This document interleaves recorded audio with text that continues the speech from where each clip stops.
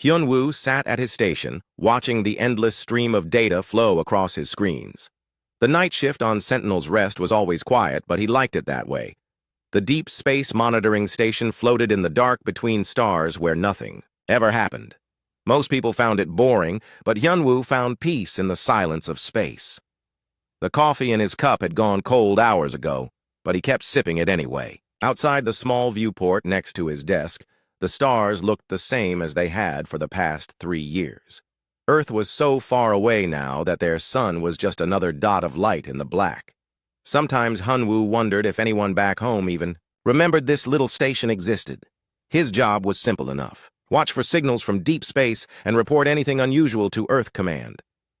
In 3 years, the most exciting thing he had found was a pulsar that sent out radio waves in a strange pattern. The scientists got excited about it for a week, then forgot about it completely. Tonight felt different, though. Something made him look up from his routine checks and stare at the main display. The background radiation readings were normal. The gravitational sensors showed nothing. All the automated systems reported green across the board. Still, something felt wrong. Hyun-woo reached for his headphones and put them on. Sometimes you could hear things in the static that the computers missed. His grandmother used to say that human ears could catch things that machines could not. She was probably right. For 20 minutes, he listened to the usual cosmic background noise. Solar wind particles hitting the station's hull made tiny pinging sounds. A distant supernova from 1,000 years ago still sent out radio echoes. The computers filtered out most of it, but Hyun-woo had learned to hear the patterns underneath. Then he heard it. A signal that did not belong. It was weak and came from somewhere far beyond human space. The pattern was wrong for any natural phenomenon he knew about. Too regular to be random, but too complex to be simple. Hyun-woo sat up straight and started recording everything. The signal repeated every 47 seconds with small variations each time. Mathematical sequences that looked almost like communication. Hyun-woo felt his heart speed up as he realized what he might be looking at. First contact protocols started running through his mind, even though he tried to stay calm. He needed So Young. So Young was the station's linguist and communications expert. She was probably asleep in her quarters, but this could not wait until morning.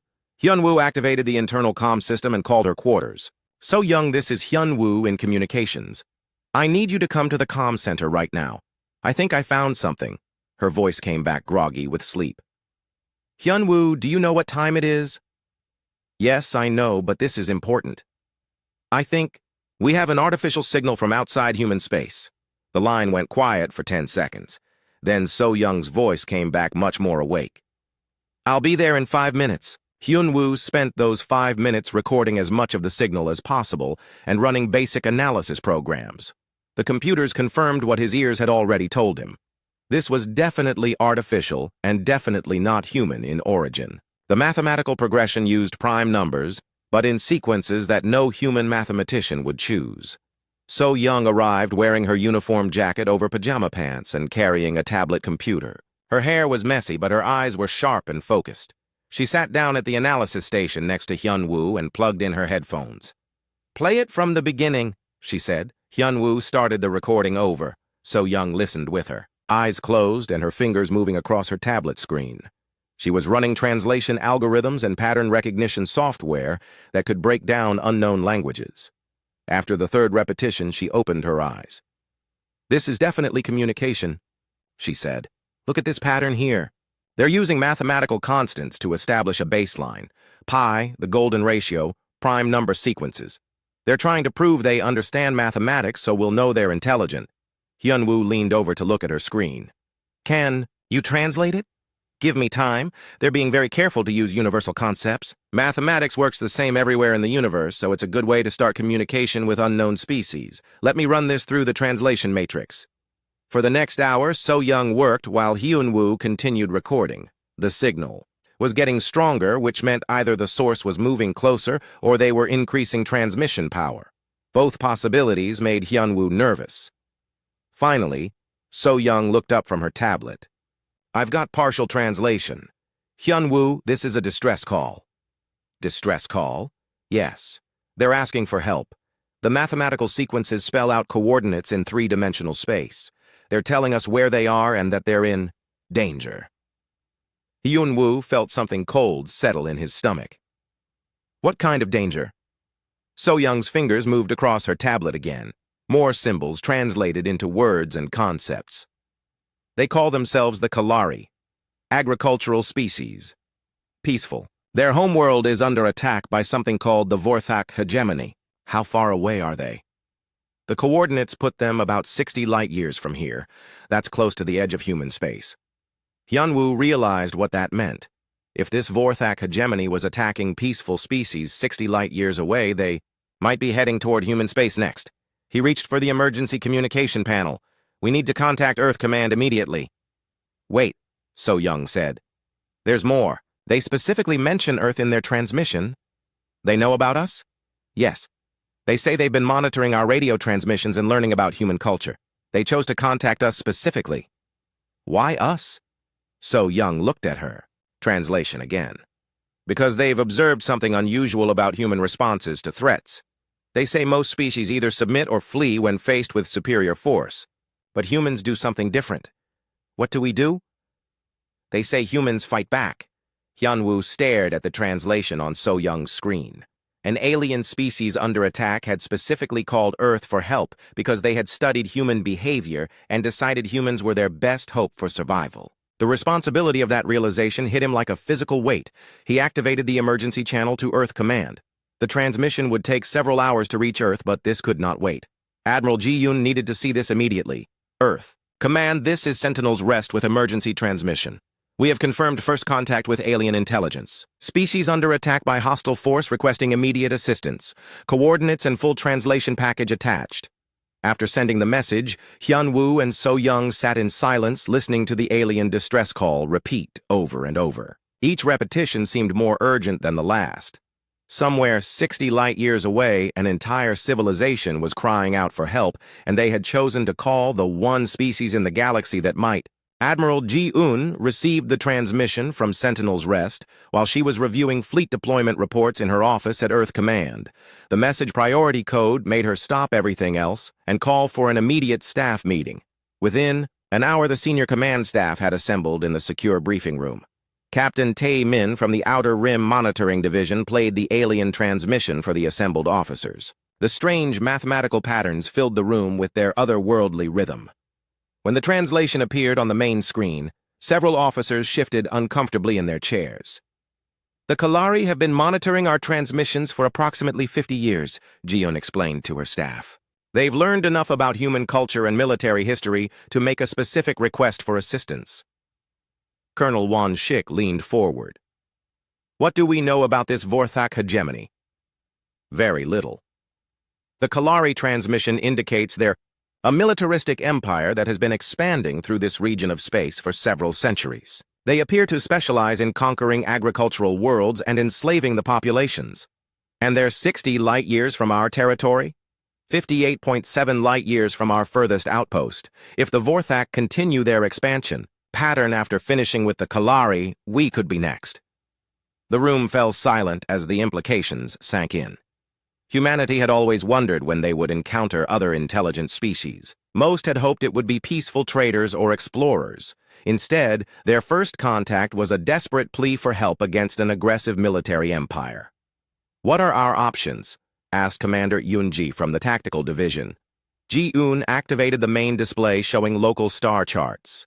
We have three choices. We can ignore the transmission and hope the Vorthak don't continue toward human space. We can send a diplomatic mission to try negotiating with the Vorthak, or we can respond to the Kalari request and intervene militarily. What are the risks of military intervention? Unknown. We have no information about Vorthak military capabilities or numbers. We would be committing our forces to a conflict with completely unknown parameters. Major Dong-hyun spoke up from the back of the room. What are the risks of doing nothing? Ji-yoon touched the display controls and highlighted the star systems between Kalari space and Earth.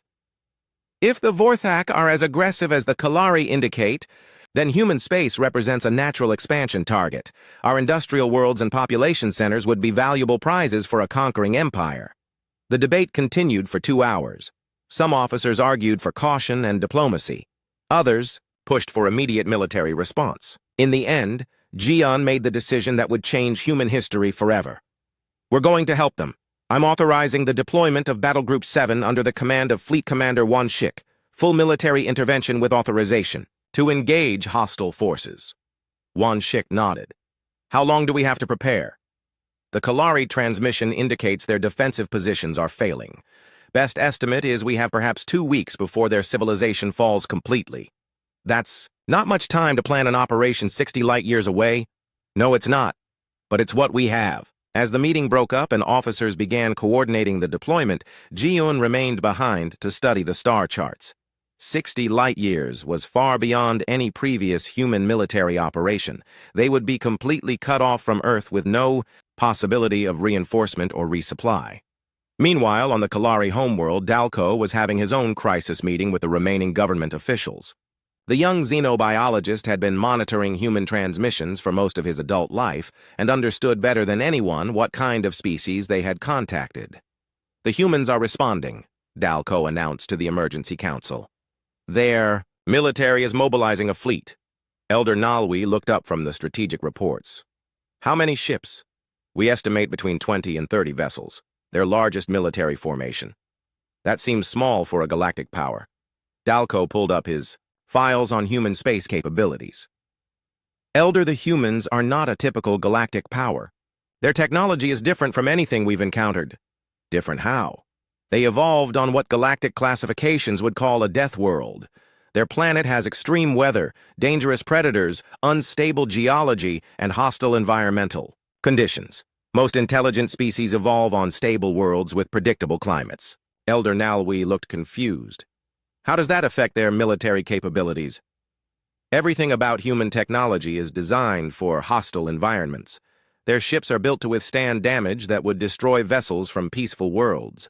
Their weapons are designed to function in chaotic battlefield conditions. Most importantly, their soldiers are trained to fight in situations that would paralyze troops from stable planets.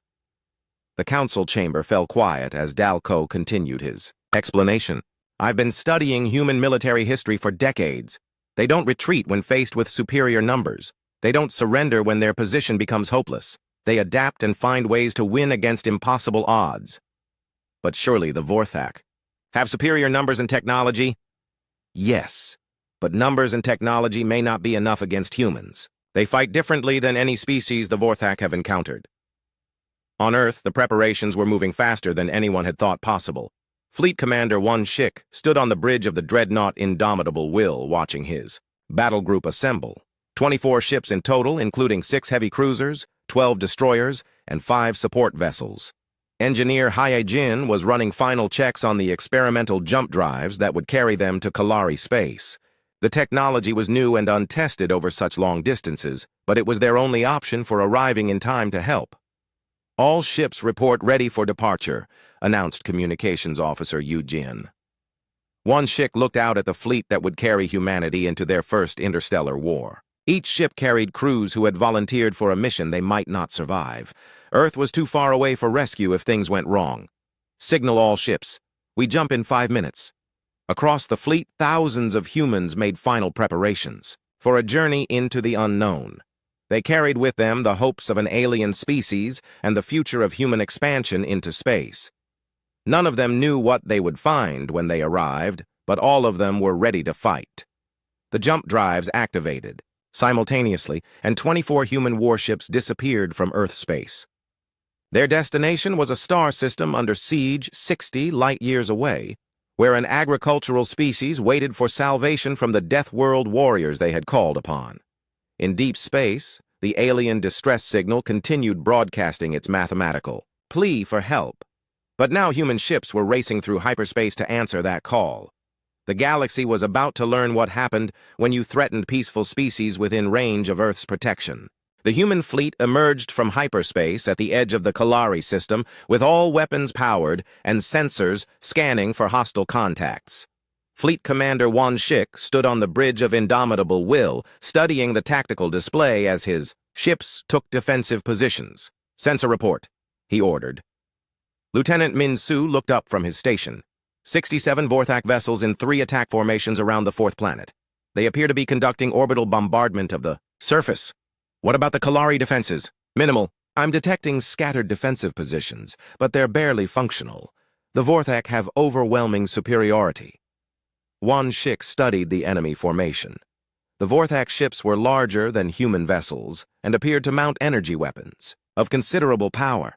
Their formation suggested they were used to fighting weaker opponents who could not challenge them directly. Signal the fleet. We're going in hard and fast. Target their command ships first. Tactical Officer Yunji activated the battle network linking all human ships. All vessels report weapons hot and ready for engagement.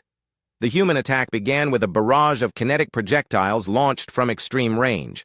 The Vorthak had never encountered enemies who used physical ammunition instead of energy weapons. Their shields were designed to deflect coherent energy beams, not solid metal projectiles moving at relativistic speeds. The first impacts caught the Vorthak completely off guard. Tungsten penetrators punched through their energy shields like they weren't there and tore massive holes in their hull plating. 3 Vorthak heavy cruisers exploded in the first 30 seconds of combat. Commander Zektar of the Vorthak 3rd Fleet could not believe what he was seeing.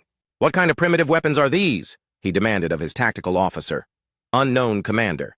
They appear to be using kinetic projectiles, but at velocities we thought impossible.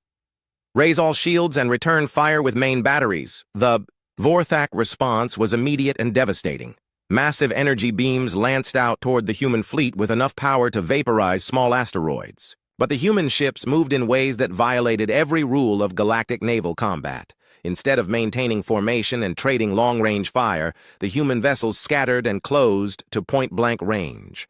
Their hulls were armored with materials designed to survive meteorite impacts and cosmic radiation. The Vorthak energy weapons damaged them but did not destroy them as quickly as expected. Marine Captain Sung Ho led the first boarding action in galactic history. His assault shuttle attached itself to a Vorthak destroyer and cut through the hull with plasma torches.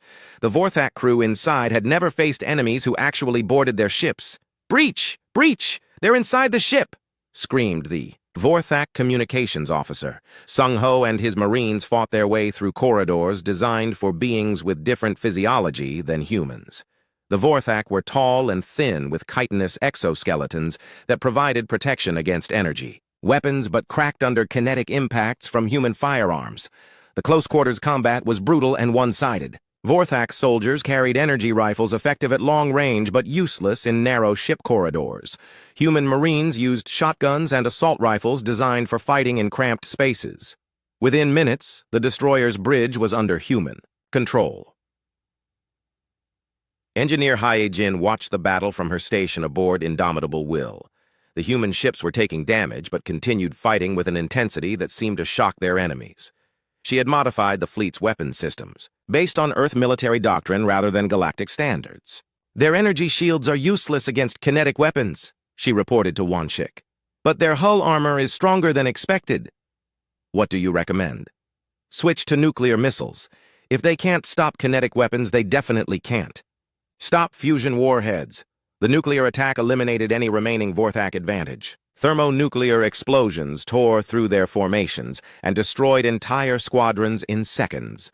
The survivors began to retreat toward the edge of the system, but human destroyers pursued them relentlessly. Pilot Yu Jin led a squadron of human fighters in an attack pattern that seemed random but followed mathematical principles derived from Earth predator behavior. The fighters worked together like a pack of wolves, separating Vorthak vessels and attacking them from multiple directions, simultaneously. "They fight like animals," observed Vorthak Subcommander Yal Neth as his ship tried to escape the pursuing humans. "Animals don't coordinate attacks this precisely," replied his tactical officer. "This is something else." The battle lasted 6 hours and ended with the complete destruction of the Vorthak fleet. Not a single enemy vessel escaped the system. The human fleet had lost 4 destroyers and taken heavy damage to several other ships, but achieved total victory against a numerically superior force. On the Kalari homeworld, Dalko watched the battle through their remaining orbital sensors. What he saw challenged everything he thought he knew about warfare. The humans had not just defeated the Vorthak, they had annihilated them with tactics that no galactic species had ever used. "They board enemy ships," he told the Emergency Council in amazement. "They actually send soldiers inside enemy vessels to fight hand-to-hand. Elder Nalwi could barely comprehend what she was hearing. That's impossible. No species risks their soldiers in such a manner. The humans do, and their soldiers are incredibly effective in close combat. The Vorthak had no defense against boarding. Actions. Intelligence Officer Jae-sung intercepted Vorthak communications during the battle and translated them for the fleet command. The enemy transmissions revealed growing panic as their standard tactics failed against human forces. They keep asking what kind of creatures we are, Jae-sung reported. They've never encountered a species that escalates combat instead of retreating when faced with superior numbers. Won-shik studied the post-battle damage reports. His fleet had won decisively, but at considerable cost. Status report on all vessels. 4 destroyers lost. Heavy damage to 3 cruisers. All remaining ships operational, but will need repairs before engaging in another major battle. What about the Kalari? Orbital bombardment has stopped. Their planetary defense grid is offline, but their population centers appear intact. Won-shik opened a channel to the Kalari surface. This is Fleet Commander Won-shik of the Earth Defense Force. The Vorthak fleet has been neutralized. Your planet is secure. The response came back immediately in heavily accented but understandable English. Commander Won-shik, this is Elder Nalwi of the Kalari Council. We cannot express our gratitude for your assistance. We received your distress call and responded as quickly as possible. We knew humans were different from other species, but we did not realize how different. Your tactics and weapons are unlike anything in our experience. Won-shik looked out at the debris field that had once been a Vorthak fleet. We fight to protect innocent people. The Vorthak threatened you, so we stopped them. Other species would have negotiated or retreated. Humans attacked immediately and without hesitation. Yes, that's what we do. News of the Vorthak defeat spread across the galaxy faster than anyone expected. The hegemony had been expanding for 3 centuries without meeting serious resistance, and their sudden annihilation shocked every species within 100 light years. In the Galactic Council chambers on Nexus Prime, emergency sessions convened to discuss the implications. Ambassador Kolmek of the Thylorian Republic stood before the assembled delegates, trying to make sense of the intelligence reports. The humans destroyed an entire Vorthak battle fleet in less than 6 hours using tactics we have never encountered. Impossible, declared Representative Fimdar of the Centaurian Alliance. The Vorthak Third Fleet had 67 heavy warships. No single species could defeat such a force. The evidence is undeniable. Sensor data from multiple sources confirms the human victory. Elder Pelvin of the Andromedian Collective raised a tentacle in question. What do we know about these humans? Very little. They evolved on a planet the Xenobiology Committee classifies as a Class 12 death world. High gravity, extreme weather patterns, dangerous fauna, and unstable geological conditions. The chamber fell silent. Most delegates had never heard of any species evolving on anything worse than a Class 6 world. Class 12 was considered barely habitable even for emergency survival. How does a species survive on such a planet? Asked Fimdar. By becoming the apex predator. Human evolution was driven by constant environmental threats that eliminated any weakness. Only the strongest and most adaptable individuals survived to reproduce. Meanwhile, in the Vorthak hegemony capital system, emergency war councils were attempting to understand their devastating defeat. Supreme Commander Vek Thul studied the battle recordings transmitted by the few escape pods that had been recovered from the destroyed fleet. Show me the boarding action footage again, he ordered his tactical staff. The holographic display replayed the nightmare scene of human marines cutting through a destroyer's hull and fighting their way to the bridge. Vorthak officers watched, in horror as their soldiers were systematically eliminated by enemies using primitive kinetic weapons. They fight like predators, observed Battle Coordinator Zarvel. No formation discipline, no energy weapons, no respect for proper combat. Protocols explain their tactics. They use coordinated pack behavior similar to hunting animals, multiple small groups attacking from different directions while maintaining constant communication. When one group engages the enemy, others move to flanking. Positions. Vek Thul studied the tactical analysis. Our forces had superior numbers and firepower. How did we lose so decisively? Their technology is designed for chaotic environments. Our energy shields provide no protection against kinetic weapons. Our hull plating cannot withstand nuclear explosions at close range. Most importantly, our command structure collapses when they board our ships and eliminate senior officers. What do you recommend? Immediate reinforcement of all border systems. The humans represent a threat unlike anything we have encountered in 3 centuries of expansion. Back in the Kalari system, Fleet Commander Wan Shik was dealing with problems he had never expected to face. The complete destruction of the Vorthak fleet had created a power vacuum that neighboring species were moving to fill. Some wanted to claim Vorthak territory, while others sought alliance with the victorious humans. Communications report, Wan Shik ordered from his command chair. Lieutenant Yu Jin looked up from her station. 16 different species have sent diplomatic messages requesting meetings. The Nexari Federation wants to discuss trade agreements. The Altarian Confederacy is offering military alliance. The Zephyrian Commonwealth wants to hire us as mercenaries. What about the Kalari? They're requesting permission to join the human sphere of influence. They want our protection against future Vorthak retaliation. Wan Shik found himself in command of humanity's first interstellar diplomatic crisis.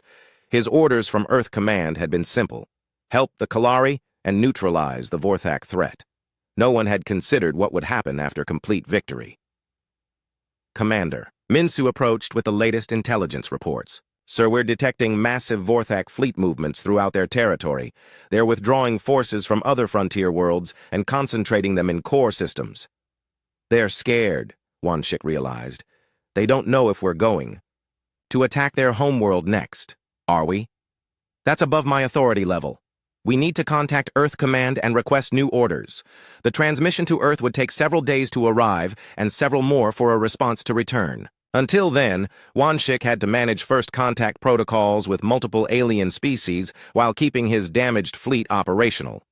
Engineer Hye Jin had been working around the clock to repair battle damage and study captured Vorthak technology. What she discovered challenged human assumptions about galactic warfare.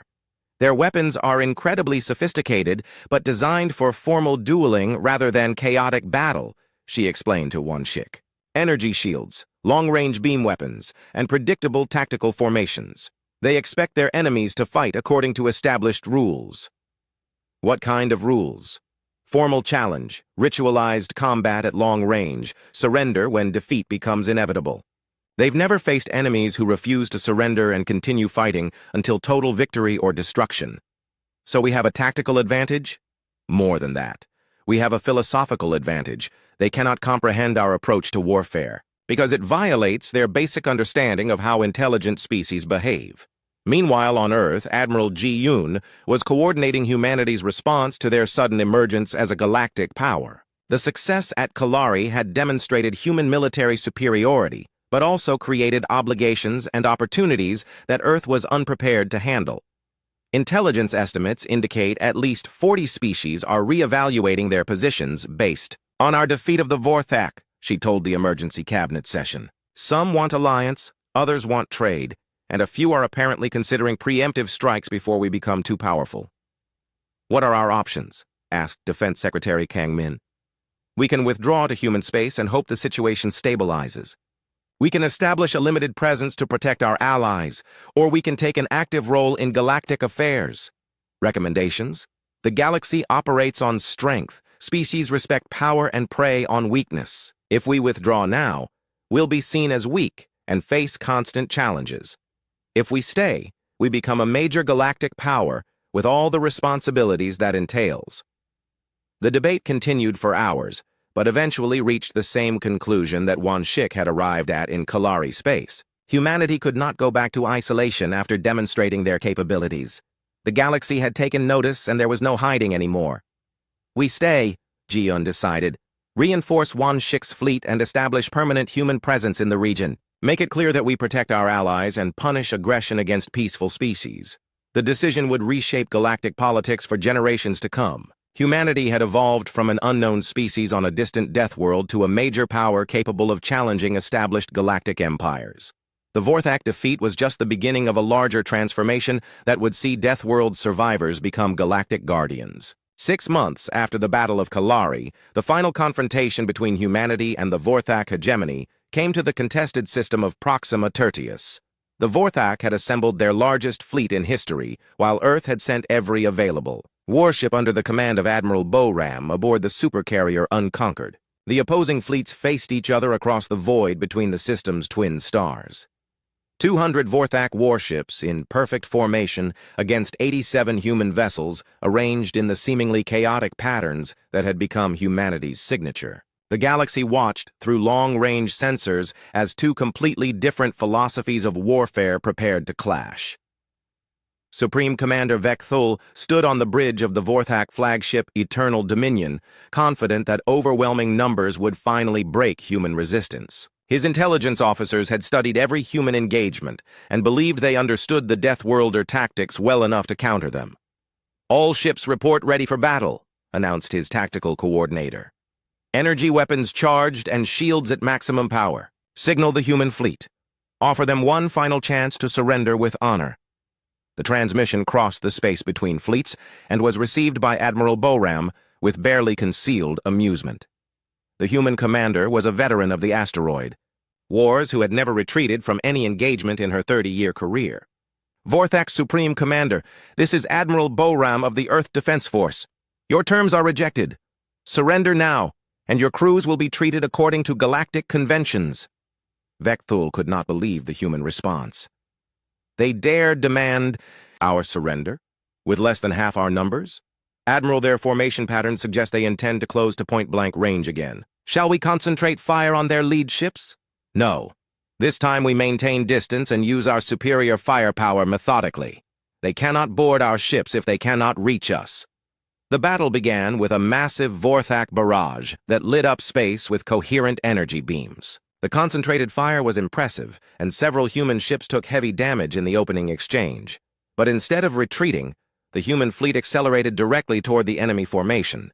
Captain Inho commanded the destroyer Perseus in the front line of the human advance. His ship had been damaged in 3 previous engagements, but continued fighting with the stubborn determination that characterized all human vessels. "Incoming energy fire," reported his tactical officer.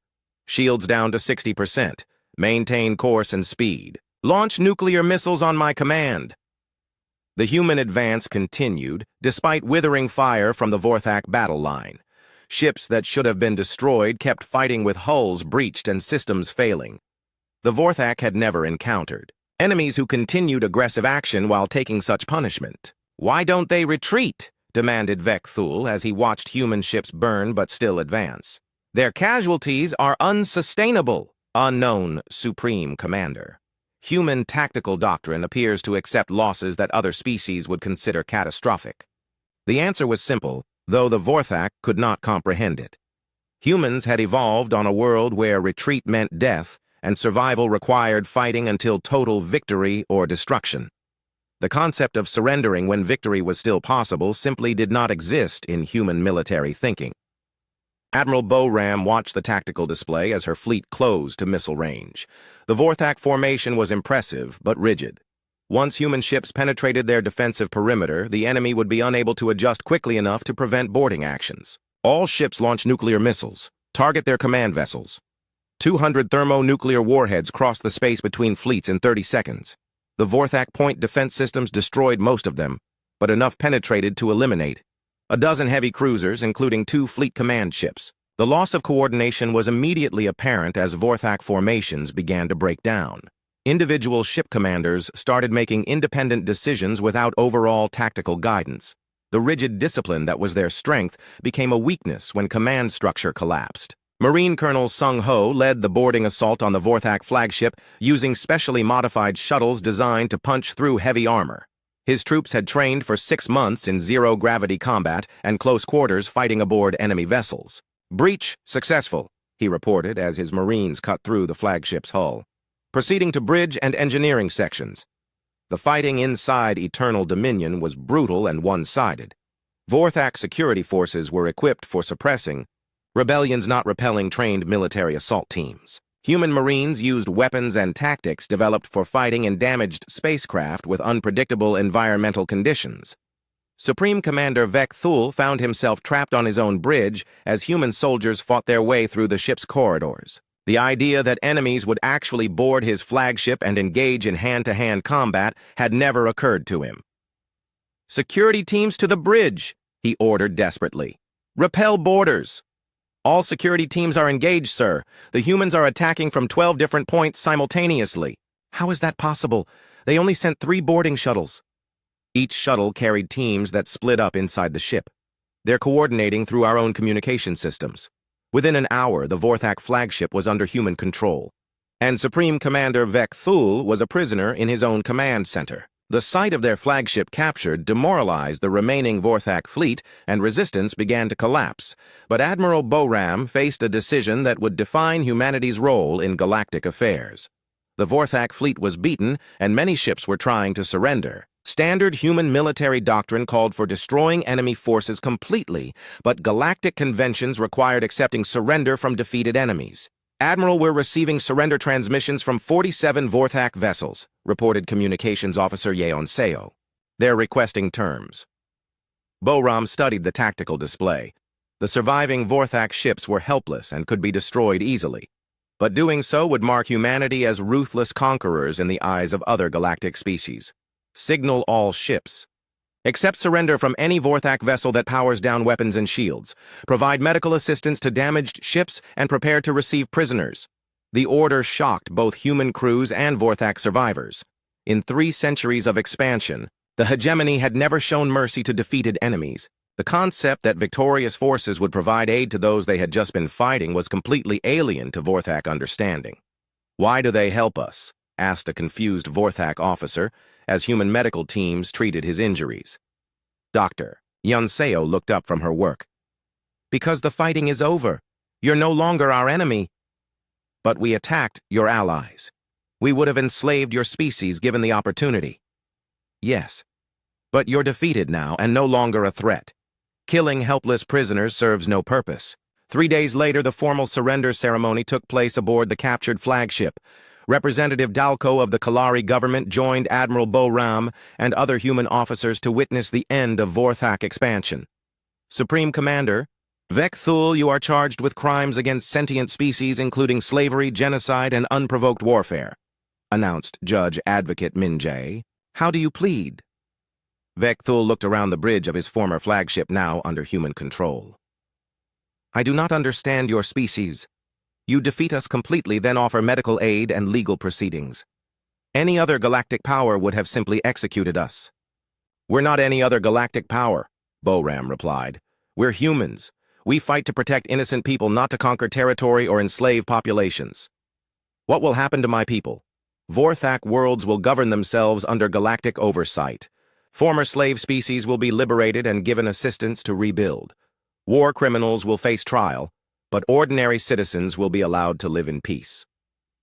2 weeks later, Admiral Boram stood in the Galactic Council chambers on Nexus Prime, as humanity was formally invited to join as a permanent member. Dr. Yeon-seo had been appointed as Earth's first galactic ambassador and would represent human interests in the complex politics of interstellar civilization.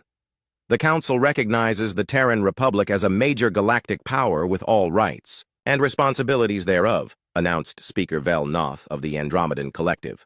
What are humanity's intentions regarding galactic affairs? Yeon-seo stood before representatives of 47 different species and delivered humanity's answer. Earth commits to protecting peaceful species and ensuring that aggressive empires cannot prey upon the weak. We will use our military capabilities to maintain galactic stability and prevent future conflicts like the Vorthak expansion. And if other species challenge human authority, then they will discover what the Vorthak learned. Humans do not retreat. We do not surrender. We fight until victory is achieved or our last ship is destroyed. The chamber fell silent as delegates absorbed the implications. Humanity had evolved from unknown Deathworlders to galactic guardians in less than a year. Their message was clear. Peaceful species would find no better protectors, but aggressive empires would face implacable enemies. Back on Earth, Hyun-woo sat at his monitoring station aboard Sentinel's Rest, reading reports from across human space.